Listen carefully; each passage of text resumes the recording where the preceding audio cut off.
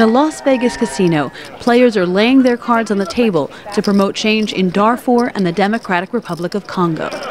This is Ante-Up for Africa, a charity tournament where celebrities and professional poker players team up to raise money and awareness for Africa.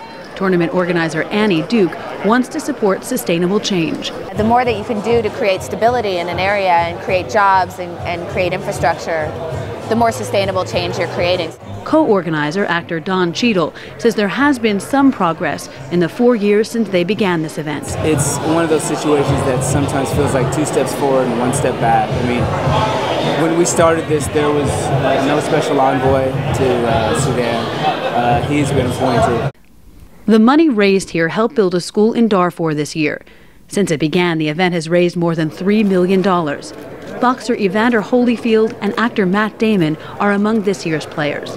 Look, to build a school in Darfur, I mean, that's wonderful and it's tangible. And so for people who are donating, they can really see kind of a direct impact in changing kids' lives. Professional poker players say they have been moved by what they have learned about Africa. It's just absolutely brutal to see what's going on over there, and, you know, it makes you cry. And, you know, I know this tournament's more about raising awareness than raising money, and hopefully there'll be a lot of awareness being raised. We're on one planet. We're all intertwined. What happens in Africa does affect us here eventually, and we need to spread goodwill and help educate the entire world.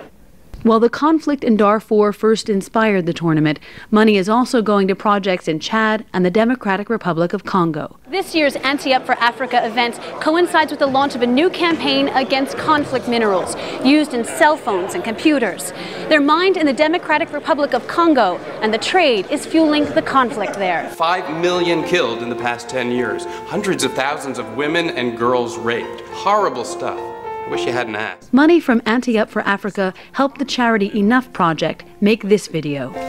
Here's some tin, and this is called tantalum. Our militias use violence to control mines and trading routes and then make hundreds of millions selling these minerals to electronics companies.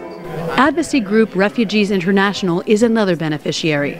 Sarah Fusco, the assistant director for online communications, says the tournament offers unique exposure. It raises the profile of our work in a segment of society that maybe aren't completely exposed to our work today. A seat at the table here costs $5,000, and the winners usually donate all the prize money to the charity. Participants say even if the cards do not go their way, in this game at least, everybody wins.